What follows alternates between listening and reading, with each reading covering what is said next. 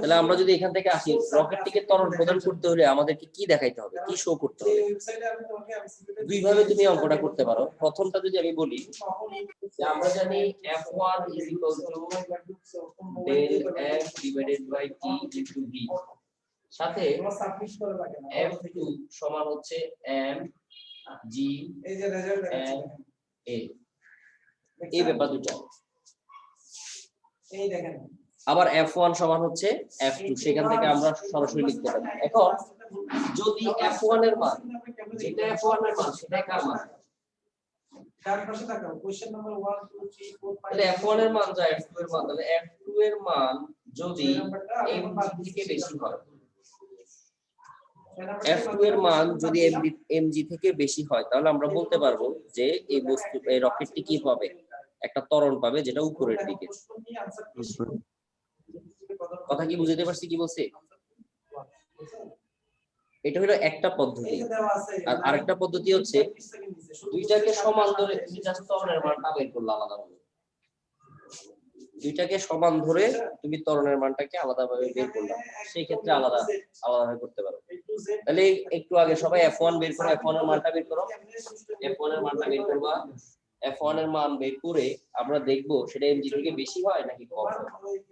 Mobile থেকে তোমরা এই নাম্বার থেকে কয়বার এই ওয়েবসাইটে এই লিংকে উত্তর আছে সেটা দেখাবে। del m এর মান যে পরিমাণ জ্বালানি আমরা ব্যবহার করছি 100, সময় হচ্ছে 1 মিনিট, তাহলে 60 সেকেন্ড। এর মান হচ্ছে 50, যে দেখেন TBHQ লাগে কত আসে দেখো এবার। এটা ভুল দিলে আপনি যদিও বা ল্যাবরেটরি খুব পরিষ্কারটা হয়েছিল, কিন্তু ওটা না, আপনি 4 পাবেন। ঠিক আছে, 98 আদম আসেনি, পাঁচটাই হয়েছে। 83.300 দেখো आंसर দেওয়া আছে। ওয়াক্স লাসন ইটিএ মহি 83.33 এত নিউটন বল গ্যাস দিচ্ছে নিচের দিকে, এই পরিমাণ বল কে পাবে? f2, সেটা f1 হচ্ছে f2, সেটা হচ্ছে নিউটনের তৃতীয় সূত্র অনুযায়ী। তাহলে সেই f2 এর মানটা কি mg থেকে বড়?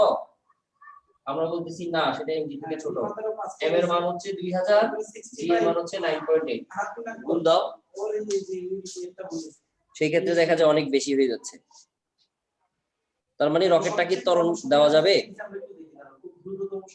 যাবে না স্যার। না স্যার। এবার এটা হচ্ছে অ্যাকচুয়াল পদ্ধতি। এবার তোমরা যদি বইতে দেখো, এবার যদি তোমরা বইতে দেখো, বইতে কিন্তু mg এর ব্যাপারটা দেয় নাই। যারা যারা বই পড়ছো তাদের কথা বলতেছি, তুমি mg যে অংশটা বা বস্তুর যে ওজন, সেই অংশটা বইতে উল্লেখ করে নাই। তার একটা কারণ আছে। কারণটা হচ্ছে আমরা যে এখানে সমীকরণটা ডেভেলপ করছি বা সমীকরণটা নিয়ে আসছি, সেই সমীকরণটা আনার জন্য আমরা কি বলছি? বলছি রকেটটা ভূমি থেকে উপরের দিকে উঠতেছে, ভূমি থেকে, সে ভূমি থেকে উপরের দিকে উঠতেছে। এখন এই যে ভূমি থেকে উপরের দিকে উঠতেছে, এই ওঠার জন্য প্রথমে তার mg কে নিষ্ক্রিয় করতে হয়। mg কে নিষ্ক্রিয় করার পরে গিয়ে সে ত্বরণ প্রাপ্ত হয়। কিন্তু বইতে কি করছে, সে mg টাকে ধরে নাই। বইয়ের কথা বলছি, তারা ধরতেছে রকেটটা যখন উপরের দিকে ওঠা শুরু করে তখন থেকে বা সেই পজিশন থেকে তারা ধরতেছে। বইয়ের কথা বলতেছে, তারা mg টাকে ধরে নাই। mg যদি তুমি না ধরো তাহলে f2 = হবে ma। তাহলে সেই ক্ষেত্রে তুমি যেই পরিমাণ জ্বালানি দহন করো না কেন, প্রতি মিনিটে 1 কেজি জ্বালাও, 2 কেজি জ্বালাও, 5 কেজি, 10 কেজি, 100 কেজি, 500 কেজি, যাই জ্বালাও, প্রতি ক্ষেত্রে তুমি কার মান পাবা? ত্বরণের মান পাবা। কথা কি বুঝা গেছে? এরপরে 54 এর 4, এরপরে 37 অনেকে 5। কথা কি তোমরা বুঝতে পারছো? জি স্যার। কিন্তু স্যার ওই ত্বরণে কি রকেটটা চলবে? হ্যাঁ, বুঝি নাই স্যার। এই টপিকটা যে ত্বরণটা পাবো স্যার, ওই ত্বরণে কি রকেটটা চালানো সম্ভব হবে? আমি তো কথাই বুঝতেছি না, কোন ত্বরণে চালানো সম্ভব হবে? স্যার বললেন না f2 = ma ধরছে বইয়ে, ওখান থেকে ত্বরণ যেটা বের করবা। জি স্যার। হ্যাঁ, ত্বরণ বের হলো, ওই ত্বরণে চালাবা না তুমি। কিন্তু এটা তো সম্ভব না, মানে অ্যাকচুয়ালি সম্ভব না আর কি, এটা ম্যাথের ক্ষেত্রে বলতেছি আর কি। তাহলে বইতে যেটা দিছে আর কি, সেখানে তারা mg টাকে বাদ রাখছে, mg টা তারা ধরে নাই। এখন mg যদি না ধরো তাহলে তার ওজন নিষ্ক্রিয় করার যে ব্যাপারটা, সেই ব্যাপারটা আমাদের এখানে কাজে আসতেছে না, আমি ওটা বলতেছি। এখন তারপরেও বইতে যেহেতু দিছে, অনেক সময় আমরা এমএ দিয়ে করব, এখানে আগে থেকে বলে রাখলাম আর কি, তখন আবার কোশ্চেন করে না যে স্যার এমজি কেন বাদ দিলাম। অনেক সময় প্রশ্নে উল্লেখ থাকে যে আমরা অভিকর্ষ বলটাকে বাদ দিয়ে দিব। অভিকর্ষ বল যদি স্যার বইয়ের নিয়মটা একটু আবার একটু বলতে পারবেন স্যার, বুঝিনি। বইতে এমজিটা বাদ দিছে, বলতেছি এমজি কেন বাদ দিছে, তারা ধরতেছে শুরু থেকে ধরতেছে না, তারা ধরতেছে যেখান থেকে রকেটটা যাত্রা আরম্ভ করে সেখান থেকে এই ত্বরণ প্রাপ্ত হয়। তাহলে এখন আমি যেটা বলতেছি, যদি তোমাকে প্রশ্নের পাশে লিখে দেওয়া থাকে যে অভিকর্ষ বল উপেক্ষা করো অথবা পৃথিবীর আকর্ষণকে উপেক্ষা করো, যদি এরকম কোনো কথা তোমাকে বলে দেওয়া থাকে, পৃথিবীর আকর্ষণই হচ্ছে এমজি, পৃথিবীর আকর্ষণ হচ্ছে এমজি, সেই এমজি কে তুমি তখন বাদ দিয়ে দিতে পারবা যদি প্রশ্নে উল্লেখ থাকে, যদিও সেটা অ্যাকচুয়াল নিয়ম না। তারপরেও যেহেতু আমাদেরকে অঙ্ক করতে হবে, সেই ক্ষেত্রে আমাদের কিছু ব্যতিক্রমধর্মী কাজ আছে। এখন অঙ্ক করার সময় তুমি এমজি ধরে করো, এমজি ছাড়া করো, তুমি করলে স্যার বুঝবে, সেক্ষেত্রে তুমি নাম্বার পাবে।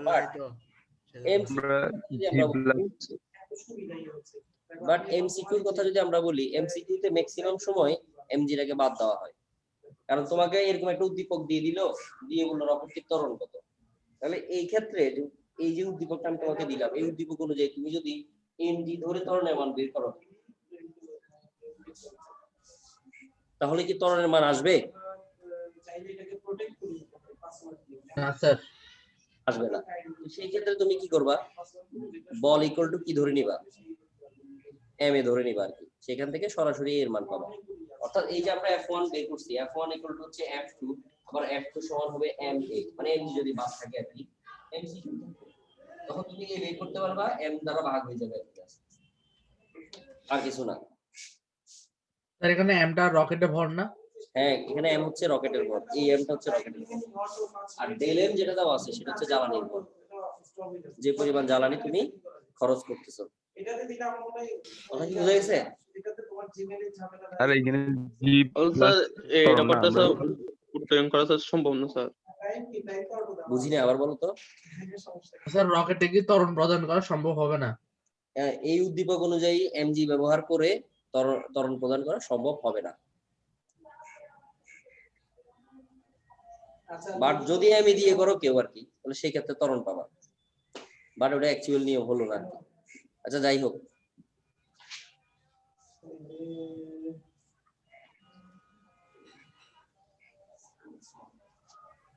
স্যার এই উদ্দীপক অনুযায়ী যদি আমরা এম এ লিখি তাহলে স্যার কেটে দিবে? হ্যাঁ আমি কেটে দিব।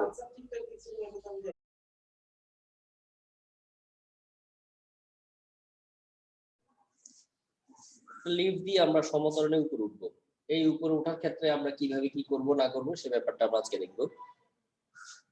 এই ব্যাপারটা আসলে আমরা লিফট দিয়ে করি না, এটা অনেকটা রকেটের সাথে মিল আছে, তারপর আমরা এটা বলি আর কি। আচ্ছা যাই হোক, যে কোনো লিফট বলি যাই বলি, পৃথিবীতে অবস্থিত যে কোনো বস্তুকে পৃথিবী জি ত্বরণে টানতেছে, তার কেন্দ্রের দিকে জি ত্বরণে টানবে। এখন তুমি যদি উপরে উঠতে চাও, তাহলে এই জি ত্বরণকে উপেক্ষা করে তোমাকে উপরে যেতে হবে, যেটা আমরা রকেটেও করছি। তাহলে আমরা বলছিলাম রকেট পড়ানোর সময় যে রকেট যে বলটা পায়, যেটাকে আমরা প্রতিক্রিয়া বল F2 বলছি, সেই F2 সমান আমরা লিখছিলাম mg প্লাস ma। আমরা বলছিলাম রকেট যে প্রতিক্রিয়া বলটা পায়, সেই প্রতিক্রিয়া বল পুরোটা দিয়ে সে কি করতে পারে না, সে উপরে যেতে পারে না, অর্থাৎ সে ত্বরণ পেতে পারে না পুরো বলটা দিয়ে। তার কারণ কি ছিল? তার কারণ হচ্ছে প্রথমে তাকে সেই প্রতিক্রিয়া বলের একটা অংশ দিয়ে প্রথমে তার ওজনটাকে নিষ্ক্রিয় করতে হবে, অর্থাৎ F2 এর মানটা অবশ্যই ওজন থেকে বেশি হইতে হবে, তোমাকে ওজন নিষ্ক্রিয় করে এরপরে তোমার ত্বরণ প্রাপ্ত হইতে হবে। তো এই কারণে F2 এর মানটা ওজনের থেকে বেশি হতে হয়, বিধায় প্রথমে ওজনকে নিষ্ক্রিয় করে F2 দিয়ে, এরপরে কি পাই, এটাকে চাইলে আমরা এভাবে লিখতে পারি F2 mg ma, অর্থাৎ রকেট যে ত্বরণ পায়, সেই ত্বরণটা পাওয়ার জন্য প্রতিক্রিয়া বল থেকে ওজনটাকে বাদ দিতে হবে, বাদ দেওয়ার পর নতুন যে বলটা আছে সেই বল দিয়ে সে কি পাবে, ত্বরণ প্রাপ্ত হবে। এটা ছিল লিফটের ঘটনা। এটা কেন আসছে, এই কথাবার্তাগুলো আমাদের এখানে কেন আসছে, তার কারণ হচ্ছে রকেটের ক্ষেত্রে আমরা যখন দেখতাম, তখন এই সমীকরণটা এখানে আমরা m যদি কমন নেই, তাহলে চলে আসে g প্লাস a। অর্থাৎ রকেটের ভিতরে যদি কোনো মানুষ অবস্থান করে তখন সে এমনিতেই তার ত্বরণ হচ্ছে পৃথিবীর আকর্ষণ, যেটাকে আমরা জি বলি। আর রকেটটা যদি এই ত্বরণের উপর দিকে যায় তাহলে তার একটা নতুন ত্বরণ সৃষ্টি হয়, যেটাকে আমরা বলতেছি জি প্লাস এ। এটা কিভাবে বুঝবা তুমি? মনে করো লিফটে যদি আমরা উঠি, লিফট 3 ধরনের ঘটনা ঘটায়। প্রথমে সে সমতরণে অল্প একটু ওঠে, ওঠার পর সমবেগ প্রাপ্ত হয়, এরপরে যখন আবার থামতে হবে তখন সে আবার সমমন্দন দেয়। তাহলে এই মন্দন এবং ত্বরণ যখন প্রাপ্ত হয় তখন দেখবে একটা ঝাঁকি দেয় হালকা করে, যেটা অনেকে ফিল করতে পারো, অনেকে বোঝো না। যে অনেক সময় হঠাৎ মনে হয় না যে মাথায় একটু নড়ে উঠলো বা মাথায় একটু কিরকম যেন একটা ভাব আসে, সেটা কখন? যখন ত্বরণ থেকে সমবেগে যায় অথবা সমবেগ থেকে মন্দনে যায়, তখন এই ব্যাপারটা ঘটে। আচ্ছা যাই হোক, এখন এই লিফট দিয়ে যদি আমরা সমতরণের উপরে উঠি তাহলে দুইটা ঘটনা ঘটাইতে হবে। প্রথম কথা হচ্ছে, আমরা কেউ যদি মাটি থেকে বা ভূমি থেকে যদি উপরের দিকে লাফ দিতে চাই তাহলে কি করতে হয়? আমাদেরকে প্রথমে একটু বসতে হয়, হাত বোঝা হতে হয়, তারপর একটা প্রেসার নিয়ে আমাকে উপরে উঠতে হয়। তাহলে আমি মাটিতে যে প্রেসারটা বা যে বলটা আমরা দিলাম, সেই বলটা দেওয়ার কারণে মাটি এমন একটা বল দিচ্ছি আমরা যেন সেটা আমাদের ওজনের থেকেও কি হয়, বেশি হয়ে যায়। তাহলে ওজনকে নিষ্ক্রিয় করে তুমি উপরের দিকে উঠতে পারবা। এখন তুমি উঠতেছো উপরের দিকে লিফটে করে, আর পৃথিবী টানতেছে তোমাকে নিচের দিকে। এটা অনেকটা আপেক্ষিক বেগের মতো। তুমি বাতাস যে দিক থেকে আসতেছে, আমরা যদি সেই দিকে যাই তাহলে বাতাসের বেগ আমাদের কেমন মনে হয়? মনে হয় যে বাতাসের বেগ অনেক বেশি। সেম ভাবে গাড়ির ক্ষেত্রে দুইটা গাড়ি যখন পাশাপাশি এভাবে যায়, এভাবে যখন যায় তখন একটা বাস থেকে আরেকটা বাসের দিকে তাকালে মনে হয় না বাসটার বেগ অনেক বেশি? ওই আপেক্ষিক বেগের মতোই ধারণাটা অনেকটা, যে সেই ক্ষেত্রে যখন ত্বরণগুলো বিপরীত হচ্ছে তখন টোটাল ত্বরণটা কত হয়ে যাচ্ছে? যোগ হচ্ছে, যেটাকে আমরা m ইন্টু জি প্লাস এ বলতেছি। এখন এই লিফটের ভিতরে বা লিফটের প্রকৃত যে ওজনটা,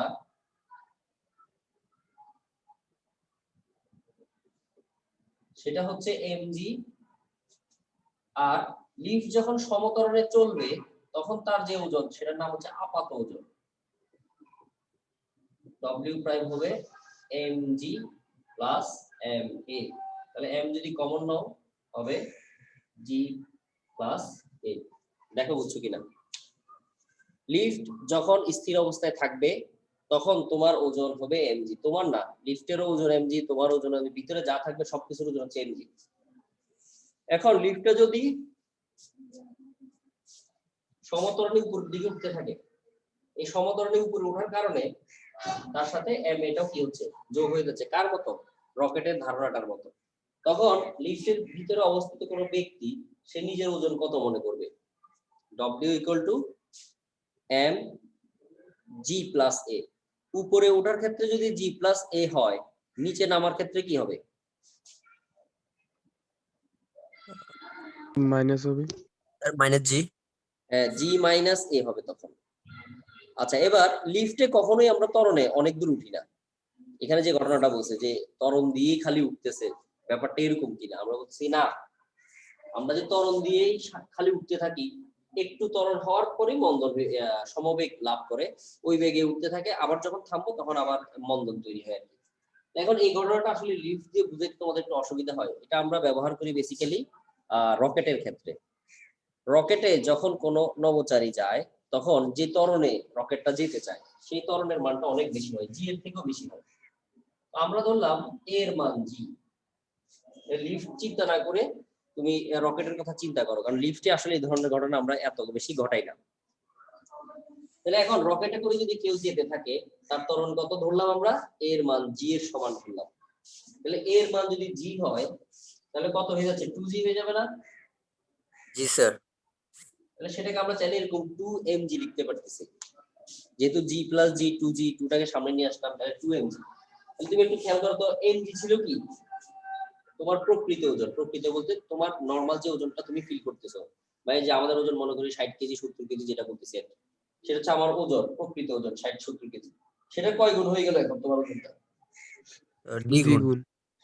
প্রায় দ্বিগুণ হয়ে গেছে। এখন এই যে দ্বিগুণ হয়েছে, সেটা রকেটে অবস্থিত কোন নভোচারী সেটা ফিল করতে পারবে। অর্থাৎ রকেটে যারা রকেটটা চালনা করতেছে নভোচারী, তারা যখন ত্বরণ প্রাপ্ত হয়ে পৃথিবী থেকে চলে যেতে চায় তখন তাদের ওজনটা নর্মাল ওজনের থেকে কি হয়, বেশি হয়। এখন আমার ওজন যদি নর্মালের থেকে বেশি হয়, আমার নিজেকে কষ্ট লাগবে না, মানে ভারী মনে হবে না, আমার মনে হবে কি, যদি এরকম হয় আমার মনে হবে আমার উপরে এমন একটা বস্তু রাখছে যে বস্তুর ওজন আমার ওজনের সমান, তখন আমার ওজন কত গুণ হয়ে যাচ্ছে, দ্বিগুণ হয়ে যাচ্ছে। মানে তোমার এমন একটা ক্ষমতা থাকতে হবে, শারীরিক ফিটনেস থাকতে হবে, যেন তুমি তোমার ওজনের সমপরিমাণ আরেকটা ওজন তুমি কি করতে পারো, নিজের উপর রাখতে পারো। এখন এই কারণে রকেট যারা চালনা করে, যে নভোচারীরা, তাদেরকে এর মান 4G পর্যন্ত দেওয়া হয় থাকে, মানে সে যেন 4G পর্যন্ত ক্ষমতাটা সহ্য করতে পারে, এই কারণে একটা ট্রেনিং দেওয়া হয় তাকে। তাহলে এখানে যদি তুমি 4G বসাও, তাহলে টোটাল কত জি হয়ে যায়, 5 × mg হয়ে যাবে না?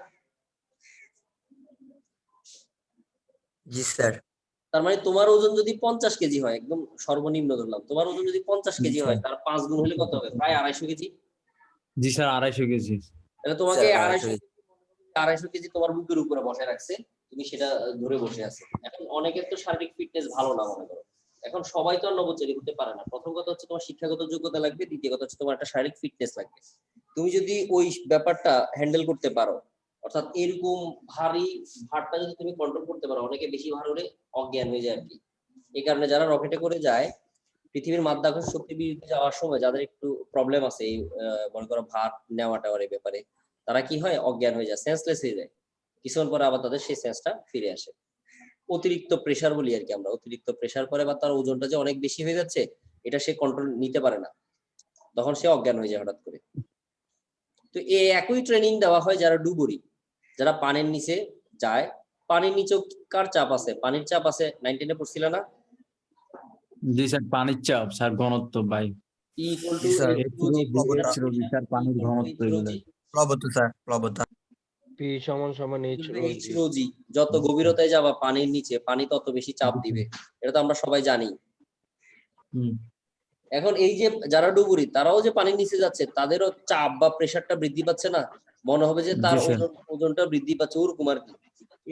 তাদের ক্ষেত্রে এরকম তার ওজনের থেকে 3 গুণ 4 গুণ বেশি ওজন বা চাপ যেন সে সহ্য করতে পারে, সেই ব্যাপারটা ট্রেনিং দেওয়া হয় এই নভোচারী যারা আর হচ্ছে যারা ডুবুরি তাদের জন্য। স্যার, আমরা যখন রকেট দিয়ে যাচ্ছি, এটা তো রকেটের উপর ভরটা আসতেছে, আমাদের উপর তো আসতেছে না। কেন 2mg আসবে না, সবার উপর আসবে, যা যা আছে সবার উপর আসবে। তোমার উপর আসবে, একটা যদি তুমি কোনো প্রাণী নিয়ে যাও, মনে করো একটা বিড়াল অথবা একটা কুকুর নিয়ে গেলা, ওদের উপরেও আসবে, সবার উপরে আসবে। যতটা বস্তু আছে আলাদা আলাদা, সবগুলোর উপরে এই ব্যাপারটা আসবে। কত মতো না?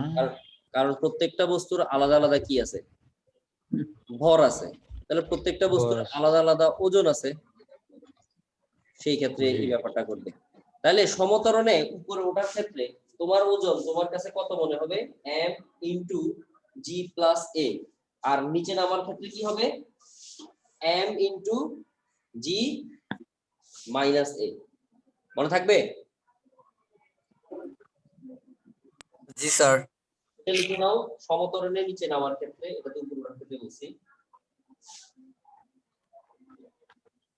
সমতরণে নিচে নামার ক্ষেত্রে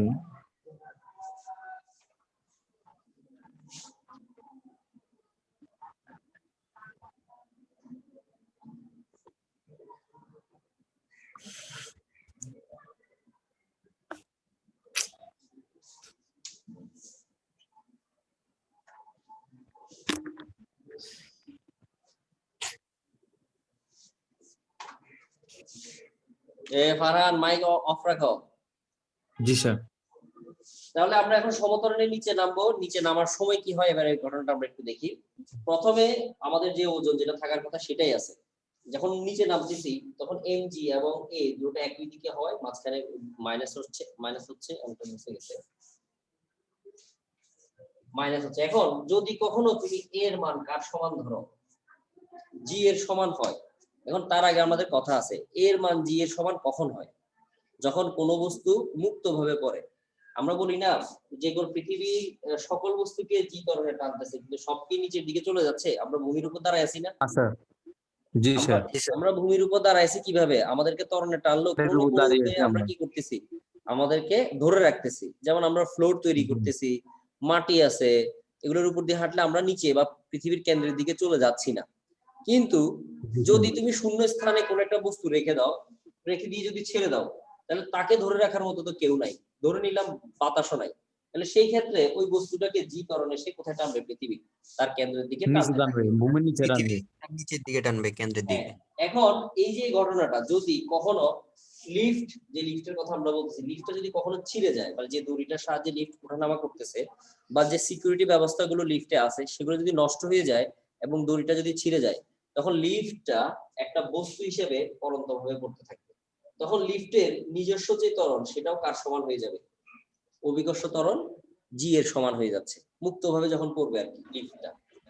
এখন তুমিও যাচ্ছ, পৃথিবীও টানতেছে জিতে, তুমিও যাচ্ছ জিতে, মানে দুটো বিয়োগ হয়ে গিয়ে তোমার টোটাল ত্বরণ কত হয়ে যাবে? 0 হয়ে যাচ্ছে। স্যার জি জি মাইনাস মাইনাস জি জি। 0 হয়ে যাচ্ছে। অর্থাৎ লিফটের ভিতরে যদি কেউ থাকে, যেমন আমরা কেউ যদি ওই লিফটের ভিতরে থাকি, তখন আমাদের মনে হবে যে লিফটের সাপেক্ষে আমাদের আসলে কোনো ওজন নাই। অর্থাৎ তুমি লিফটের ভিতরে ভেসে বেড়াইতে পারবা, কোনো আকর্ষণ থাকবে না, তুমি ভেসে থাকবা লিফটের ভিতরে, কেউ তোমাকে আকর্ষণ করতেছে না বলে তোমার কাছে মনে হবে। কথা কি বুঝা গেছে কি বলছি? জি স্যার। জি আর লিফটের স্যার, ভিতরে যদি কোনো বস্তু রাখো, যেমন এই কলমটা আমি লিফটের ভিতরে যদি এমনি নরমাল অবস্থায় ছেড়ে দিই, কলমটা নিচে পড়ে যাবে, মার্কারটা। কিন্তু আমি যদি লিফটে যদি মুক্তভাবে পড়ে, যেখানে তার জি মাইনাস জি এর মান 0 হয়ে যাচ্ছে, তখন সেই অবস্থায় তুমি কলমটা যদি ছেড়ে দাও, দেখবে যে সেইভাবেই আছে, পড়তেছে না। তুমি এবার টাচ করছো, সে আস্তে আস্তে চলে যাচ্ছে, মানে কোনো আকর্ষণ থাকবে না, টোটাল আকর্ষণের মান 0 হয়ে যাচ্ছে। যেটা নভোচারীরা করে থাকে আর কি, বিভিন্ন সময় আমরা হয়তো বা দেখছো তোমরা বিভিন্ন ক্লিপসে। বুঝে গেছে? জি স্যার, যখন উপরের দিকে উঠবে, যে ত্বরণটা নিয়ে উপরের দিকে উঠবে, যখন নিচে নামবে ওই ত্বরণটা কি জি এর সমান হয়ে যাবে না? আবার বলো, বুঝি নাই। যখন লিফট উপর উঠবে, যে ত্বরণটা নিয়ে জি, লিফট উপর উঠতেছে, সেটা যোগ নিচে হবে। নামার ক্ষেত্রে সেটা আর যখন যখন নিচে উঠতেছি তখন যোগ নামতেছে, হচ্ছে, কিন্তু যখন নিচে নামবো আর তখন সেটা বিয়োগ হয়ে যাচ্ছে। বিয়োগ কোনটা থেকে, মানে অভিকর্ষ ত্বরণ আর হ্যাঁ হ্যাঁ, এমনি সব ত্বরণটা সবসময় যোগ সমান বিয়োগ যা হচ্ছে। হবে সব অভিকর্ষ ত্বরণের সাপেক্ষেই হবে। এই ত্বরণের মান যে জি হবে এটা তো ফিক্সড, এটা তো 2 হইতে পারে, 3 হইতে পারে, 4, 5 যে কোনো কিছু হতে পারে, বাট এটা তো ফিক্স থাকবে অভিকর্ষ ত্বরণ। ওই জি এর সাথেই প্লাস হচ্ছে, জি এর সাথে মাইনাস হচ্ছে, বা জি থেকে মাইনাস হচ্ছে। মানে সমান হবে না নিচে নামার ক্ষেত্রে দোনোটা। কোন ধরনটা? জি এর মান, এ এর মান নিচে নামার ক্ষেত্রে হতে পারে দুইটা তো, ত্বরণ সেম। ওই তো বললাম না, যদি লিফট ছিঁড়ে যায় তখন তো সেম থাকবে। মনে করো তোমাকে একটা বক্স, এরকম লিফটের মধ্যে এরকম একটা বক্স বা একটা কন্টেইনারে তোমাকে রাখা হলো, কন্টেইনার, এরকম একটা কন্টেইনারকে ক্রেন দিয়ে উপরে উঠা হইলো, কিন্তু কোনো কারণে ক্রেনের তারটা ছিঁড়ে গেল, তখন তুমি ওই ইয়া সহ কি বলে কন্টেইনার সহ তুমি নিচে পড়বে না? তো নিচে পড়ার জি সময় কন্টেইনারটা কিভাবে পড়তেছে? জি ত্বরণে পড়বে না, মুক্তভাবে যেহেতু পড়তেছে। হ্যাঁ। এখন কন্টেইনারের ভিতরে যখন তুমি থাকবা, তোমার কাছে কেমন মনে হবে? তোমার কাছে মনে হবে যে তুমি ভেসে আছো কন্টেইনারের ভিতরে, মানে ভেসে বেড়াচ্ছ বলতে তোমার কোনো ওজন নাই, তুমি কন্টেইনারের এক পাশ থেকে আরেক পাশে সাঁতার কেটে যেতে পারবা ওরকম আর কি, মানে শূন্যে ভেসে আছো মনে হবে তোমার কাছে। তুমি তো জানো স্যার না ওই যে যে অভিকর্ষ ত্বরণটা আর কন্টিনিউয়াস ত্বরণটা সমান হয়ে যাবে। হ্যাঁ, অভিকর্ষ ত্বরণ জি আর কন্টেইনারের ত্বরণ এ দুইটা সমান হয়ে যাচ্ছে, কিন্তু ওই জি স্যার। কিভাবে তুমি ছিঁড়ে না গেলে, তোমাকে যদি ওই ইয়ের সাহায্যে তোমাকে আস্তে আস্তে নামানো হইতো, তখন কি সমস্যাটা হইতো? না স্যার। ব্যাপারটা হচ্ছে অনেকটা এরকম আর কি। তো প্রশ্নগুলো এরকম ভাবে আসতে পারে বা উদ্দীপকগুলো এরকম ঘুরে আসতে পারে, তুমি জাস্ট মনে রাখবা যে লিফট দিয়ে পড়াইছি বলে এখানে লিফটই থাকবে, এটা অন্য কিছু হতে পারবে না। জি স্যার, অবশ্যই। অন্য যে স্যার কোনো কিছু, যেমন যেমন এই কন্টেইনারের কথা বললাম, এরকম হতে পারে, অন্য যে কোনো কিছু হতে পারে। তুমি মনে রাখবে এরকম ত্বরণের যদি এরকম তারতম্য হয়, তাহলে ভিতরে কোনো বস্তু থাকলে সেই বস্তুটার ওজন শূন্য হয়ে যাবে। এটা কি লিফটের শূন্য ওজন? হয়ে যাবে। এই যে ওজনটা আমরা কাউন্ট করতেছি, এটা কি লিফটের ওজন? আমরা যে এটা কাউন্ট করতেছি, এটা কি লিফটের ওজন? না স্যার। না স্যার। না এটা হচ্ছে স্যার। লিফটের ভিতরে অবস্থিত কোন একটা বস্তুর ওজন, সেই বস্তু হিসেবে একটা মানুষও থাকতে পারে। ঠিক আছে, বুঝে গেছে? জি স্যার। জি ঠিক আছে, আমরা তাহলে এবার ম্যাথে যাই, এই লিফট নিয়ে দুই একটা ম্যাথে যাই আমরা।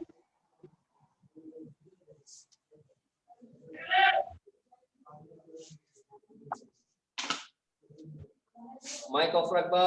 কথা বলার সময় খালি মাইক অন করবা।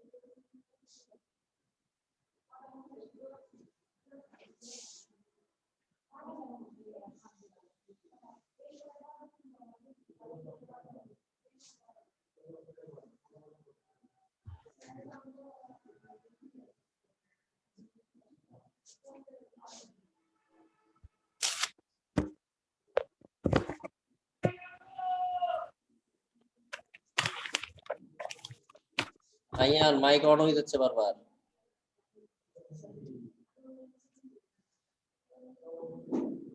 আচ্ছা।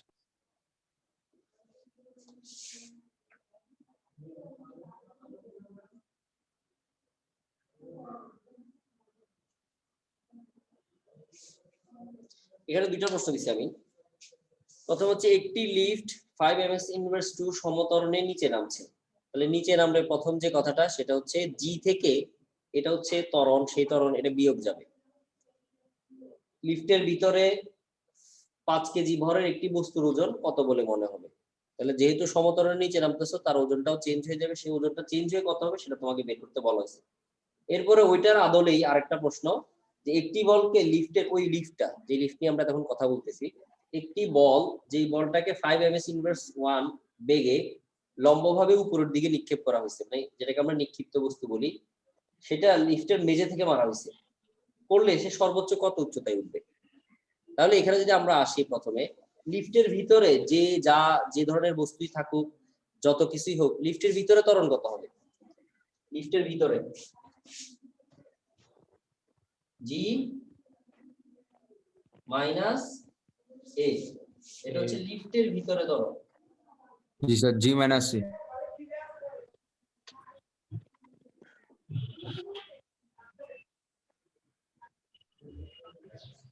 এটা হচ্ছে লিফটের ভিতরে ত্বরণ a prime equal to g minus a। তাহলে সে ত্বরণটা কত? g এর মান হচ্ছে আমরা জানি 9.8, সেখান থেকে আমরা 5 বিয়োগ দিয়ে দিলে থাকবে 4.8 ms ইনভার্স 2। এটা হচ্ছে লিফটের ভিতরের ত্বরণ। লিফটের ভিতরে যাই ঘটুক এই ত্বরণ দিয়েই ঘটবে। এবার আসি, লিফটের ভিতরে যেহেতু ত্বরণ এটা, তাহলে প্রথম প্রশ্নটা আমরা যেটা বলছি 5 কেজি ভরের বস্তুর ওজন কত মনে হবে? তাহলে এভাবে করব আমরা, যে ওজন ইকুয়াল টু হচ্ছে mg, এখানে g না হয়ে কি হবে m a প্রাইম, তাহলে m এর মান বসাই দিবা 5, a প্রাইমের মান হবে 4.8, যেটা আসে সেটা হবে তখনকার ওজন বা লিফটের ভিতরে কোনো বস্তুর ওজন। এই গেল ওজনের ব্যাপারটা। এরপর যদি আমরা বলি যে একটি বলকে তুমি লিফটের মেঝে থেকে যে এত বেগে নিক্ষেপ করছো এবং সে যে উপর দিকে উঠতেছে, তখন তার সর্বোচ্চ উচ্চতা কত হবে? তাহলে অলরেডি আমরা গতিবিদ্যার সর্বোচ্চ উচ্চতার একটা সূত্র পড়ছি, h max by h equal to u square divided by 2g। এখন লিফটের ভিতরে তুমি ঘটনা ঘটাচ্ছ, তাহলে লিফটের ভিতরে কখনোই g কাজ করবে না, কাজ করবে কে? a prime. কাজ করবে, ত্বরণ। লিফটের ভিতরে ত্বরণটা চেঞ্জ হয়ে গেছে, এখন আর ত্বরণটা জি থাকবে না, ত্বরণ কি হয়ে যাবে, এ প্রাইম হবে। A prime। তাহলে সূত্র সেম আছে, শুধু you square divide by 2g এর জায়গায় হবে 2a প্রাইম। তাহলে তুমি কি পেয়ে যাচ্ছ, সর্বোচ্চ উচ্চতা পাচ্ছ। তবে তোমার একটা জিনিস মাথায় রাখতে হবে, এমনিতে আমরা যেভাবেই করি না কেন, যে জি ত্বরণ দিয়ে আমরা কাজ করতাম, লিফটের ভিতরে যদি সমতরণে উপরে উঠুক, আর অথবা যদি স্যার সমতরণ লিফটের ভিতরে সর্বোচ্চ উচ্চতা বের করতে বলে তাহলে স্যার এস ম্যাক্স দিয়ে এই সূত্রটা ইউজ করবো কেমন স্যার? হ্যাঁ, সর্বোচ্চ উচ্চতা সূত্র তো এটাই, এটা ছাড়া তো আর আসলে সূত্র নাই। এখন সর্বোচ্চ উচ্চতা আমরা অভিকর্ষের বিপরীতে নিক্ষেপ করতাম বলে 2g ছিল, কিন্তু এখন তার লিফটের ভিতরে অভিকর্ষ ত্বরণ জি সম্পূর্ণটা কাজ করতেছে না, তার কারণ লিফটের একটা নিজস্ব ত্বরণ আছে। তো সেই ক্ষেত্রে আমরা নতুন ত্বরণটা দিয়েই কি করব, বাকি কাজটা করবো আর কি। কথা কি বুঝে গেছে? জি স্যার। আশা করি বুঝে গেছে। ঠিক আছে, এগুলো নিয়ে আমরা আরো ম্যাথ হয়তো বা নেক্সট আরো করব, আজকে এতটুকু পর্যন্তই থাকবে। ঠিক আছে স্যার 2 নাম্বার স্যার, স্যার হ্যাঁ, স্যার 2 নাম্বার স্যার লিখছেন স্যার ইউ 2a স্কয়ার না স্যার, এটা a1 U square divided by 2a prime. ওটা 2a প্রাইম। ঠিক আছে, কোনো সমস্যা আছে কারো বুঝতে? না স্যার। স্যার 2 নাম্বারটা একটু এখানে, হ্যাঁ, বুঝি নাই। না স্যার 2 নাম্বার লিখছেন স্যার 2a প্রাইম, এখানে একটু স্যার এখানে। হ্যাঁ, এ প্রাইম আর কি, এ প্রাইমের মান কত বের করছি আমরা আগে, 4.8 বসাই দিবা। জি